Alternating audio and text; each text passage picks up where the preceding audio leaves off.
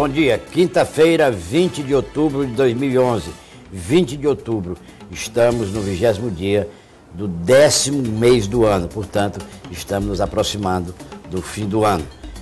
Estadual, o programa Palavra Aberta pela sua TV Assembleia, e hoje o programa Palavra Aberta vai discutir um tema muito interessante, vamos discutir a gagueira. Você que é gago, acha que não tem remédio? Não tem jeito para você? Tem sim, você pode falar melhor. Falar melhor depende de uma série de coisas. E exatamente por isso, o nosso convidado de hoje é a doutora Sônia Gomes. A doutora Sônia Gomes, ela é fonoaudióloga e está aqui não só para tratar da gagueira em si, mas para divulgar o seminário sobre gagueira, o 4º do país, mas é o primeiro seminário nacional que acontece no Piauí. Acontece aqui no Piauí, trazido pela Faculdade Nova FAP. Nós vamos conversar com ela a partir de agora sobre a programação desse seminário e sobre o que se pode fazer para falar melhor. Você que é gago, por exemplo, atenção, você pode e deve procurar recursos. Bom dia, doutora Sônia. Bom dia, Pedro Saboia. Doutora Sônia, vamos começar pela programação. É a primeira vez que nós trazemos esse seminário aqui, que é um seminário nacional, trazido para o Piauí pela primeira vez, né? A gente está na 4ª edição e é a primeira vez no Piauí, né? Ele vai acontecer no sábado, durante todo o dia, né? Sim, no auditório da Nova FAP? É, no auditório da Nova FAP, no auditório IP. Auditório IP da Nova FAP, inclusive, sim. É bom até alertar para os participantes que a entrada vai ser somente pelo auditório. Só pelo auditório, não pela faculdade? Não pela faculdade. A faculdade não vai permitir ninguém entrar pela frente lá, só atrás, que é o auditório. Que é por trás, exatamente. Agora, a pessoa precisa fazer inscrição prévia, ou, por exemplo, se eu quiser assistir, eu posso chegar lá e assistir, participar das palestras, ouvir as palestras? Pode, desde o final de agosto que está sendo feita as inscrições no site da Abra Gagueira. Basta botar www Gagueira que você vai ver um cartaz. Abra Gagueira. Gagueira, certo.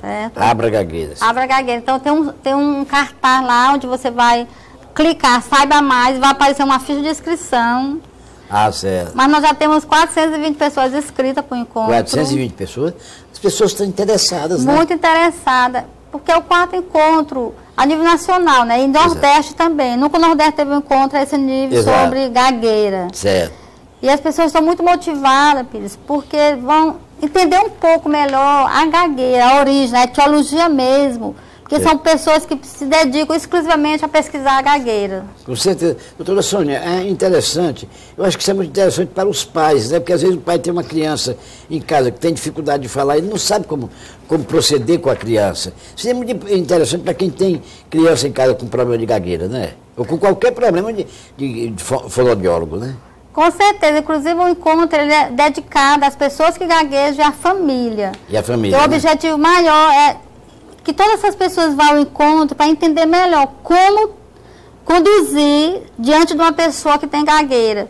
Certo. Porque os pais, eles têm uma coisa muito assim, negativa diante dos filhos. O filho está falando, ele fala, para, pensa para falar. Não existe isso, filho Saboia, porque a gente fala e pensar simultaneamente, vai ocorrendo. O raciocínio vem automaticamente, né? Tudo automático. Parar, pensar o que é que vai dizer, né? Não fala como espontânea agora, não dá para você parar e pensar. Exatamente. Então você vai coordenando pensamento, fala, mas é simultâneo, é tudo muito rápido.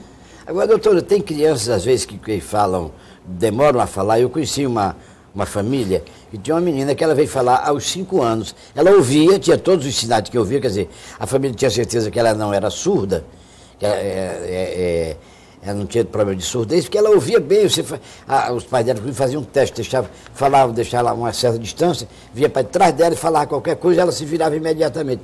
Mas ela custou a falar. Por que aquilo? Tem vários fatores, certo? Para a criança não falar, porque a fala é nata, né? Você já fala, mas você tem que ser estimulada. Toda criança, ao nascer, de 0 a 2 anos, é o pique da linguagem, certo? Onde essa criança vai codificando toda a linguagem através dos estímulos, do lúdico, né? Certo. Que é muito importante brincar com essa criança. Certo. Uma criança que não brinca, provavelmente ela não vai ter uma linguagem rica. Certo. Então é muito importante. Às vezes ocorrem crianças que passam muito tempo com o babá, são pessoas, às vezes com a avó. Eu tinha uma criança que estava fazendo terapia, ele passava o dia com a avó, e a avó era surda e muda. Certo. Então essa avó não dava estímulo para a criança, a mãe precisava trabalhar, E quando chega no consultório, a gente faz uma avaliação histórico de vida mesmo. Tem que ver o histórico da família, como é que a família vive, o que é que ocorre, porque o mínimo fator no lar, no convívio familiar pode influenciar. Com certeza, influenciei muito, é muito importante o lúdico para essa criança. Então, às vezes as pessoas acham, meu filho não fala, mas ele, durante o dia, ele fica com quem? Fica com minha mãe. Não, minha mãe não conversa com ele.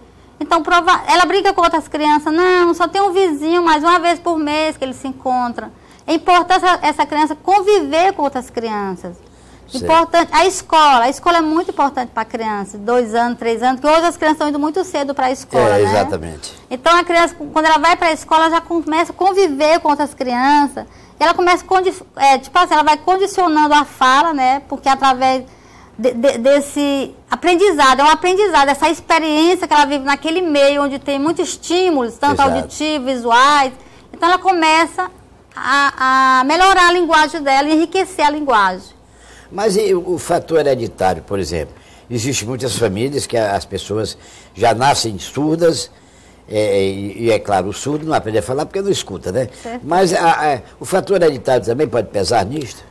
Com certeza, o fator hereditário pesa muito, é uma influência muito grande. A gente também, uma das coisas que é perguntar durante a avaliação, tem alguém na família que demorou a falar, tem alguém na família que é surdo, e às vezes tem, o pai falou com 8 anos, a mãe falou não sei quantos anos, então sempre tem alguma hereditariedade. Certo. Mas quando não tem, é a falta de estímulo mesmo em casa. É a falta de estímulo, né? É importante demais o estímulo. Neste caso, a escola é muito importante, essa escola, ou a pré-escola, como se chama, o jardim, etc., aos 2 anos, a creche, é importante, porque a criança vai ter contato com outras crianças e com babás que vão ficar lá brincando com elas.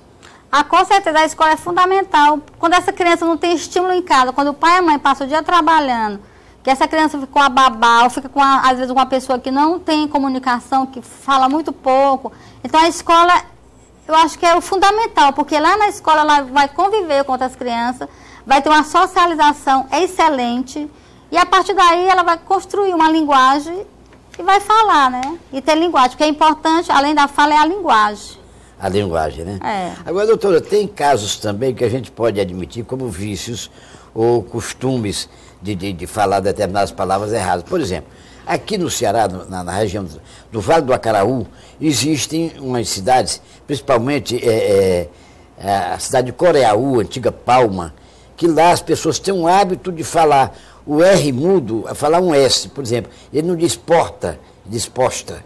Ele não diz cortar, costar. Ele bota um S no lugar do R. A porta é posta, postão. Isso é um vício de linguagem? Pode ser um vício de linguagem? Não, vício. Às vezes, cada cidade, né, tem sua maneira de falar, né?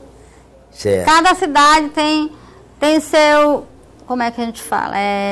Toda cidade... Tem um velho uso, como eu disse, tem um uso, né? Um costume, tem um costume, tem aqueles costumes que as pessoas vai passando de geração a geração, né? Certo. E aquilo vai se adaptando e as pessoas começam a falar aquela linguagem coloquial, né? A gente chama de linguagem coloquial. Certo. E passa de geração a geração.